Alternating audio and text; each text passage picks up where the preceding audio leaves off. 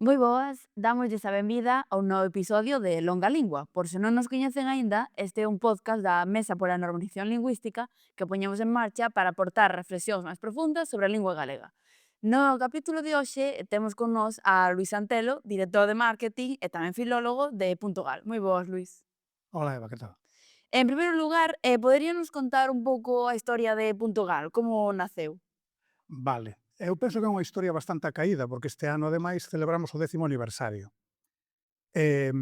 Puntogal empezou como unha asociación para solicitar o dominio a quen dá os dominios en Internet, que é un pouco quen manda en Internet, que é a ICANN. A ICANN é unha entidade sen ánimo de lucro que ten sede en Estados Unidos, eso sí, depende ali un pouco tamén da Cámara de Comercio de Estados Unidos, pero digamos que eles o que fan é adxudicar ou conceder determinados dominios a distintas organizacións. Nalgúns casos son gobernos, digamos, de nacións-estado, como é o caso do .es, .fr, .uk, non? Noutros casos a empresas, como por exemplo o .com ou o .net, que o levan a empresas, e noutros casos a outro tipo de entidades que demostran que son quen de facer funcionar ese dominio. Entón, no noso caso, como asociación que existía, solicitouse, pasouse todas as trabas burocráticas, que son bastantes, todas as probas técnicas e demais, e no ano 2014, pensa que foron, pois eso, casi 10 anos de trámites, no ano 2014, no ano 2013, en realidade, concedeuse para empezar a usalo no ano 2014. Entón, nesta asociación Puntogal, na que é quen controlamos agora o dominio ou quen temos a concesión do dominio, hai 115 entidades vencelladas sobre todo a cultura galega, a empresa, a tecnoloxía, hai un pouco de todo, pero digamos que hai un corte bastante representativo da sociedade galega. Mm? Entón, nos o que facemos é, co dominio, é interesante sabelo, nos controlamos o seu uso, pero nós non o podemos vender directamente, por exemplo. Digamos que a ICANN coloca unha serie de capas de garantías para evitar pois a especulación ou que Internet se convirta pois nunha selva, non? Entón, nós podemos regular como funciona e temos que vender a unha serie de rexistradores autorizados en igualdade de condicións a todos. Mm? Pois, no momento en que se dá de alta un dominio, se sube a uns servidores de nomes, que son os DNS, e aí se sube unha correspondencia, por exemplo, de amesa.gal cun ordenador nalgún servidor conectado a internet onde está, pois neste caso, a vosa páxina web. Levamos neste negocio agora mesmo 10 anos facendo este tipo de cousas, pero ao principio foron eses 8 anos de xestións, de, ademais, unha serie de disposicións legais, non? E de garantías para que, no caso de que pasara algo, o dominio non se perde e os usuarios dese dominio siguen tendo servizo. Cando comezastes con Puntogal, a sociedade estaba concienciada da importancia, pois, de ter un dominio galego?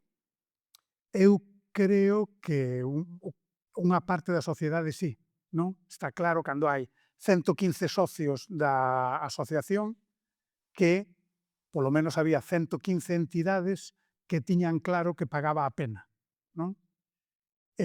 Hoxe, eu creo que sigue sendo unha marca clara de comunidade, e tamén unha marca lingüística, e en moitos casos, aínda que non sexa unha marca lingüística, tamén funciona para moitas empresas, por exemplo, para marcar orixe, de cara a fora, que tamén é do que se trata, non? De que sexa, pois, un dominio, unha marca, que é de todos. E eu creo que está funcionando e que a sociedade pois igual non ve claramente, igual non é unha cousa, unha necesidade imperiosa como outras cousas, pero desde logo non se está desbotando, estás usando moito. Mm. Xa comentabas antes que xa agora chegades aos 10 anos. Que balance facedes despois desta traxectoria que tendes? Pois o balance non pode ser máis que positivo, penso eu, non? De cero a onde estamos agora, fomos a mellor, eso está clarísimo. Por outra parte, ademais de que temos os dominios que temos agora mesmo funcionando, que son máis de 7.000, estes 10 anos deron para outras cousas. Nós somos unha asociación cultural, unha entidade sen ánimo de lucro. Entón, vendemos estes dominios, usamos eses cartos para funcionar, manter técnicamente todo funcionando, que todo sexa seguro, etcétera, e co resto dos cartos o que facemos é patrocinar un montón de iniciativas en Galicia dende o ámbito cultural, dende o ámbito lingüístico, dende o ámbito tecnolóxico e mesmo deportivo, non? Por unha banda. E por outra banda temos outro papel que tampouco facía ninguén, ou polo menos de xeito tan declarado, como é a conexión de todo o tecido tecnolóxico de produción de contidos, etcétera, da Internet galega co resto do mundo. Nós estamos, todos os anos imos polo menos a unha reunión de ICANN, onde pois nos sentamos e participamos, escoitamos, e ás veces facemos preguntas, e ás veces facemos propostas con todo o mundo que ten algo que decir en Internet. Dende as axencias de nomes de ICANN ata as grandes tecnolóxicas, as grandes empresas, etcétera. Outra cousa é o que nos escoiten e tal, pero o que está claro é que ali aprendemos moito, son cousas que despois pois tamén contamos aquí, etcétera. Pertencemos a varios grupos de traballo ali, e nalgúns deles, nalgúns dos casos, asumimos parte do traballo que tamén traemos para que se faga aquí en Galicia. Mm. E aí nesas reunións internacionais, Galicia tamén se ve como unha potencia, unha parte importante en internet? A ver, o de decir potencia, pois, non, sentados cos americanos e tal, é igual un pouco máis optimista. Pero sí é verdade que estamos, como en todas estas cousas, o importante é xuntarse con outra xente que está facendo cousas parecidas e con quen podemos, pois, unir forzas. Entón, nese sentido, traballamos moito cun grupo de referencia que é os GeoTLDs, os dominios xeográficos, culturais e lingüísticos, onde estamos, pois, xa te podes imaginar, nós, os cataláns, os vascos, os bretóns, os escoceses, hai tamén dominios de cidades e tal, entón, temos moitos intereses comuns e hai moitas propostas que presentamos en común e moitas propostas que nos fan en grupo tamén. Entón, nesa medida, como parte de algo máis grande, por suposto que somos tan potencia como os outros. E despois no resto, desde logo, por suposto que se nos ten en conta, como a calquera outro dominio que asiste. Non temos tampouco por que ser ilusos e temos que ter en conta o tamaño que temos frente a outros. Pero bueno, ao final, o bo destas reunións e destas conversas que se manteñen ali é que moitas veces as ideas máis interesantes pois veñen dos máis pequenos, porque estamos máis en contacto coa nosa comunidade, estamos máis cerca, menos burocratizados dentro do funcionamento interno, somos máis áxiles. Entón, si é verdade, nos acabamos de vir dunha reunión destas a semana pasada, e si é verdade que ás veces tes conversas que son especialmente significativas e das que despois se poñen en marcha proxectos que son interesantes. Mm. Nese sentido, pois a creación deste dominio galego.gal foi unha peza crucial e importante, pois tamén para dinamizar a lingua galega na rede? Pois dende dentro é un pouco arriscado decir unha cousa ou a outra, sobre todo porque neste caso somos Suíza parte, non? Eu creo que sempre é interesante todo o que se faga pola lingua na rede. O galego ten unha presencia, digamos que exaxerada, tendo en conta a cantidade de falantes que somos na rede. Entón, nese sentido, non vou dicir que estamos sobre-representados, pero sí é verdade que temos unha certa saúde, non? Porque se producen moitos contidos, hai moitísima xente facendo cousas en galego na rede, en todos os ámbitos, quer dizer, podes buscar dende vídeos en galego para como poñer millor, pois eu que sei, eh, a gorra ou como peitearte ou, non? Ata as cousas máis complicadas sobre software libre. Funciona, nese sentido, non é unha lingua de nicho en absoluto. Falamos de todo, como falamos na vida, na rede. Entón, iso está moi ben. Que parte ten Puntogal que ver nisto? Pois gustaríame pensar que axudamos. O que sí que teño claro é que non imos á contra, eso seguro. Eu penso que sempre axudamos. Posiblemente dentro duns anos se poderá avaliar, pois efectivamente, se servimos como unha grande axuda ou como unha pequena axuda.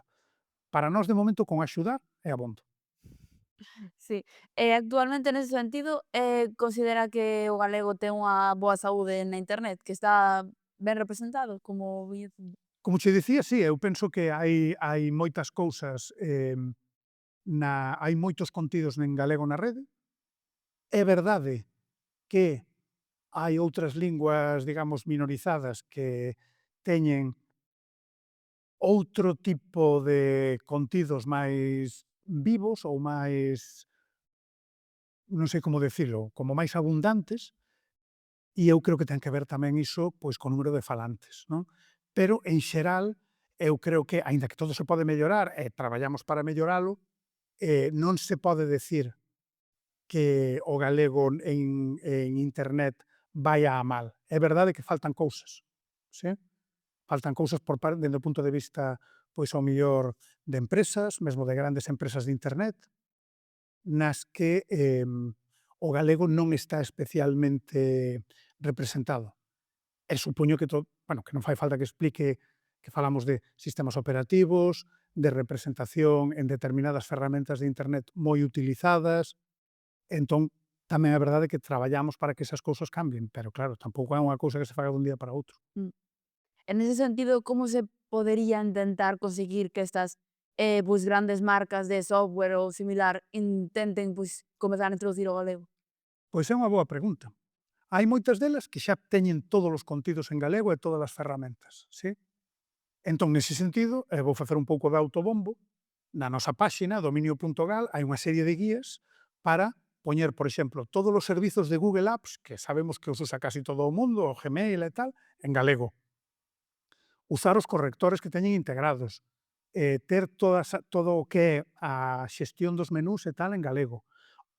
O mesmo para o Facebook, para o que antes era Twitter, agora é X, etcétera, etcétera. Entón, ali hai toda unha serie de guías para poder usar todas estas ferramentas en galego, que moitas veces require unha opción activa pola nosa parte.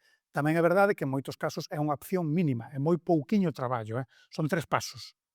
Entón, xa vos digo, se ides a dominio.gal/guías, ali están todas. Que nos gustaría? Pois que a presencia do galego nestas ferramentas fora tan aplastante que dixeran, chico, pois hai que facer algo, non? Se efectivamente toda esta xente nesta área xeográfica e mesmo tamén na diáspora galega fora utilizan todas estas ferramentas en galego, pois igual estes trebellos que aínda non temos máis que en inglés, español e chino, paga a pena traducilos. Esa é un pouco a nosa esperanza tamén, non? En canto a ter actuacións máis directas con eles e tal, supoñemos que hai que manter constantemente, ou polo menos é o que pensamos, un intento de abrir esa conversa. Que pasa? Son empresas grandes. É complicado saber con quen hai que falar, é moi complicado ter acceso, ademais, aos seus, a súa organización, o que van o que decir, a súa planificación a medio prazo. Pero bueno, nós estamos no negocio de intentalo sempre, estamos no negocio do optimismo. Sí, sí. E tamén neste sentido favorecería que grandes motores de busca como Google que comezaran pois a posicionar máis o galego, que actualmente está non o posiciona de todo ben. Bueno, sobre isto falaremos máis adiante se falamos dentro duns meses, porque si é verdade que temos un proxecto que estamos mirando ese tipo de cousas. Entón, agora mesmo, digamos que non estou en posición de decir se o posiciona millor ou peor que fai un ano, que fai ano e medio, porque digamos que o estamos un pouco mirando, non? O que sí é verdade, que é unha cousa na que estamos en desventaxa, é que, por exemplo, Google non recoñece os contidos en galego como contexto no que vender espazos publicitarios. Entón, eso sí que é malo para a xente que está creando contidos en galego, porque evita ou complica especialmente que ese traballo teña, digamos, bueno, como se di agora, se monetice, que compense, que sexa rendible escribir en galego sobre surf, cociña ou o que fora, porque ao lado podeche sair un anuncio pois dunha tenda de táboas de surf ou dunha tenda de sarténs ou do que tixolas ou o que fora. Mm. Mm? Entón, nese sentido, sí que é algo que lle temos que pedir a Google e algo que esperamos que Google remedie en algún momento. Sobre todo, máis que polas buscas, polo feito de que eles controlan o mercado publicitario na rede. Mm? Non somos os únicos en ter ese problema, pero bueno, eso tampouco é un consolo. Claro, porque como comentabas que non somos os únicos, noutras partes, por exemplo, en Euskadi ou en Cataluña, tamén acontece unha situación similar. En catalán non, en euskera sí. Entón, pois digamos que aí sí que é sí que hai xente que está como a nós, non? E xente que non. Entón é verdade, tamén é verdade que o número de falantes é diferente, todas esas cousas, quer dicir, xa sabemos as razóns que nos pode dar Google, non? Non é o mesmo 12 millóns de falantes que 2 millóns é moito ou que 900.000.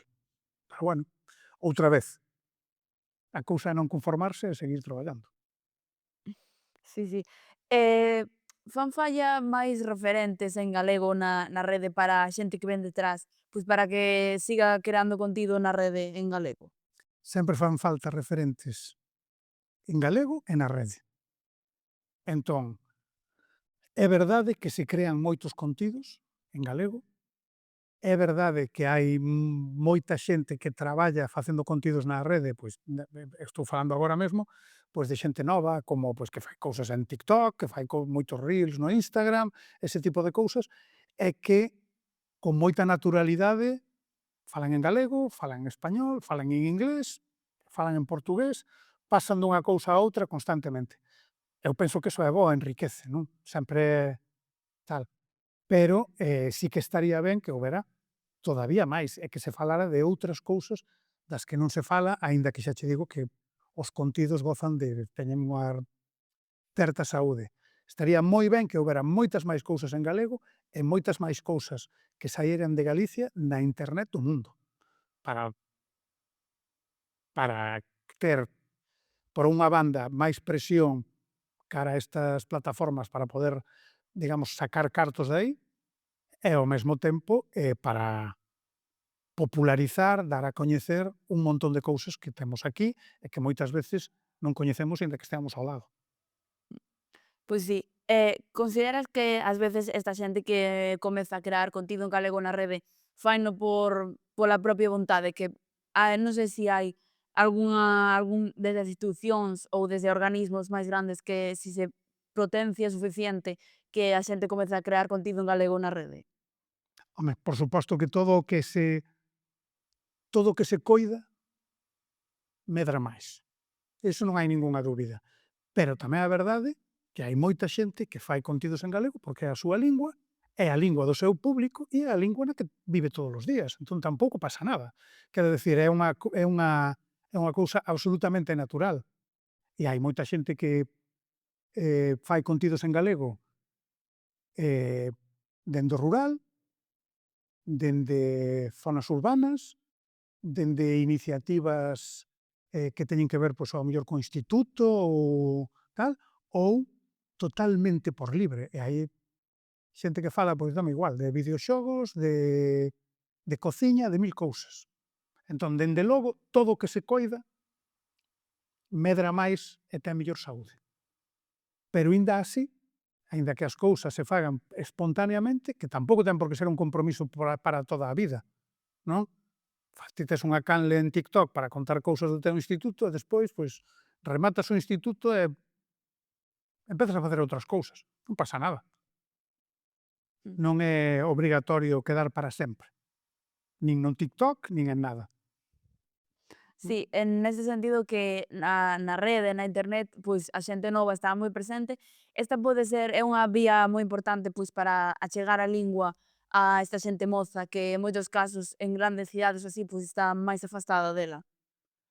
Aquí teríades que traer un sociolingüista para falar diso. Eu penso que hai moita xente nova que está afastada, hai moita xente nova que medra afastada e despois volta ao galego, moitos neofalantes, sí? Hai moita xente que naceu falando galego e agora o usa, e penso que excede un pouco o meu coñecemento poder falar de cales son os casos máis salientables ou os máis claros ou o que sexa. Entón, nese sentido, eu sí que me remito a determinadas iniciativas que hai. Estou pensando agora que falamos de rapaces do instituto, por exemplo, unha iniciativa coa que colaboramos, que é a de Aquí tamén se fala, un instituto da Coruña, que simplemente, pois, saindo un pouco contra esa opinión común de que os falantes urbanos son poucos e vellos, saíron para corrixir esa impresión e decir, mira, aquí hai un montón de xente, moitos deles de lingua materna galega, pero de outras linguas maternas, non só español, nun instituto urbano, neste caso da Coruña, e aquí se vive e se fala en galego. Entón, eu sei que hai moitas iniciativas, non son quen de avaliar si esas superan outras inercias ou outras cousas, a verdade. Mm. Pois desabordar todos estes diversos temas do galego na internet, pois xa chegamos ao final deste episodio. Moitas grazas, Luís, por acompañarnos hoxe. Grazas a vos. Aquí, bueno, estou para o que para o que precisedes, cando precisedes, vale? Moitas grazas. E moitas grazas a vostedes tamén por escoitarnos e vernos do outro lado, e seguimos véndonos no seguinte episodio. Deica logo.